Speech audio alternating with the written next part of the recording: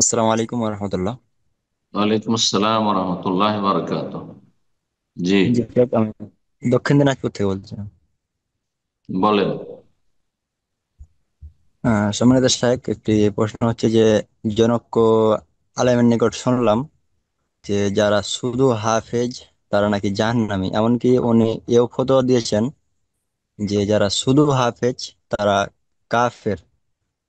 তো আউযু এই বিষয়টা বিল্লাহি কি? আলিম, কি করে আলেম বললেন? জাহেল সে। যদি কেউ বলে যে শুধু হাফেজ হয়েছে আলেম হইতে পারেনি সেজন্য জাহান্নামী, সে জাহেল। বরং তাকে জাহান্নামে যেতে হবে এরকম কথা বললে। কেউ যদি জাহান্নামী না হয় আর তাকে জাহান্নামী বলে, কেউ যদি কাফের না হয় তাকে কাফের বলে, তো হাদিস কি রয়েছে? কাদবা বিহি আহাদুহুমা, দুজনের একজন হয়ে যাবে।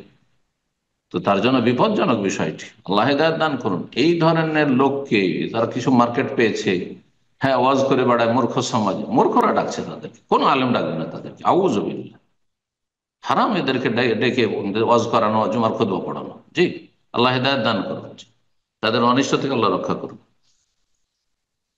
হ্যাঁ। হ্যাঁ, শুধু হাফেজ থাকা ভালো নয়।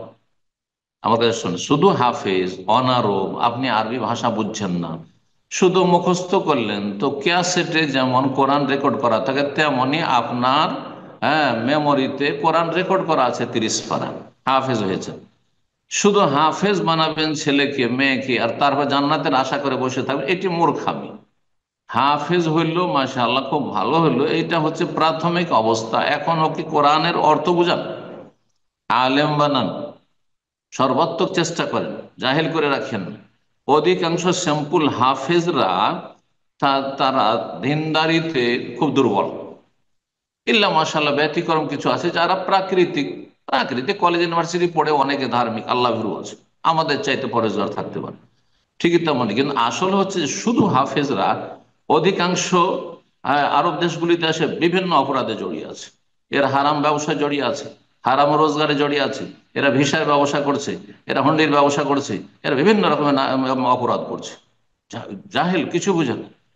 জি, সুতরাং শুধু হাফেজ বানাবেন এতে বেশি কিছু লাভ নেই, বেশি কিছু লাভ নেই। কিন্তু হাফেজ যে হবে সে জাহান্নামে চলে যাবে, অথবা হাফেজ বানালে জাহান্নামে চলে যাবে, এটা গন্ড মূর্খের কথা। বারাকাল্লাহ ফিক। হাফের সাথে আলেম বানান। আলেম বড় আলেম নাই বানাইতে পারেন, অন্তত আল্লাহর ইবাদত বন্দেগী কেমন করে করতে আমার জীবনে অতটা শিখাইতে হবে ছেলে মেয়ে।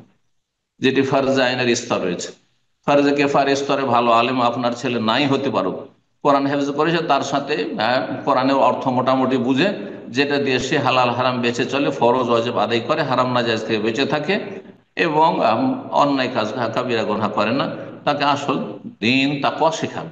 আল্লাহ বুঝার আমল করার তৌফিক দান করে।